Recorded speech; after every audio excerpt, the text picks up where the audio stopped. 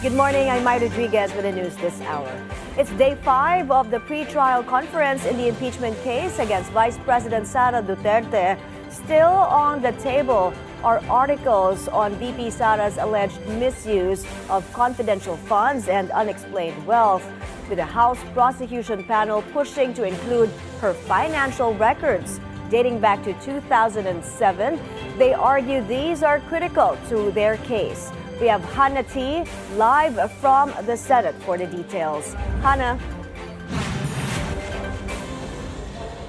The House prosecution panel is opposing any attempt to exclude Vice President Sara Duterte's financial records from before she took office, insisting that her alleged unexplained wealth cannot be assessed without examining how her assets grew over time.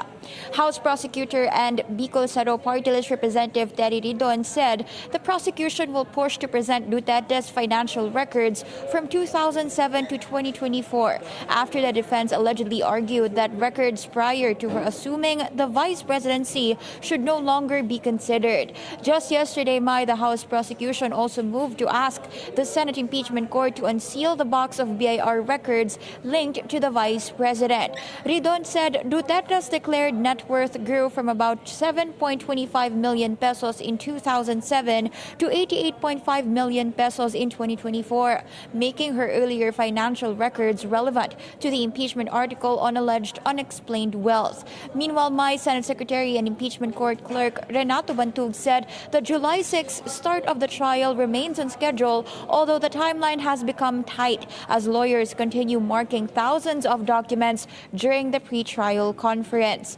Bantug said the pre-trial order, initially targeted for today, June 25, is now expected early next week, while stressing that the delays are due to the volume of evidence rather than disputes between the both camps or the two camps. He also said the prosecution's request to open the sealed BIR box believed to contain Duterte's tax records cannot be resolved by the pre-trial panel or the clerk of court, and that only the Senate impeachment court has the authority to decide whether the box should be unsealed. Back to you, Mai. Hannah, how much of the delay in the pre-trial is being caused by the volume of documents under review?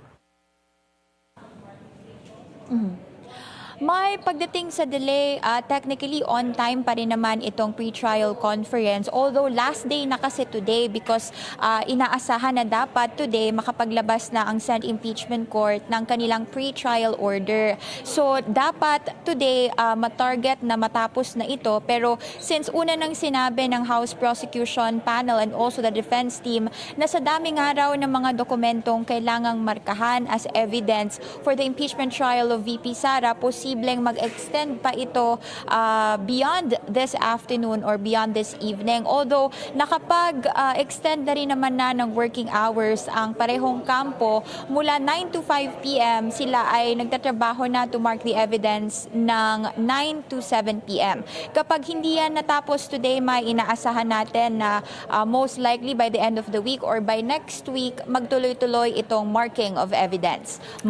I hope they are still on track to begin the impeachment trial on July 6. Thank you, Hannah T, joining us live from the Senate. On another front, Senator Chiz Escudero is denying allegations that he received kickbacks from allegedly anomalous flood control projects. In a podcast, Escudero dismissed claims by the so-called Maleta Boys, calling them false. He said he has long been at odds with former Congressman Zaldi Co, and added that the address cited by his accusers was incorrect. Anything that is not true that should not bother you. Yun ang prinsipyo ko at paniniwala ko. Kesa kada magsasabi sa tagal ko sa politika, lahat na nagsabi ng kasinungalingan laban sa akin, didemanda ko. Ang dami ko sigurong kasong ina-attendan ngayon.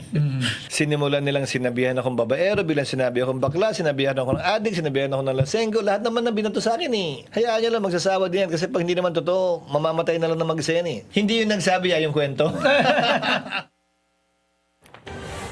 And that's the news this hour. I'm Mai Rodriguez. The next update comes your way at 11:55. Stay tuned to the Billionario News Channel.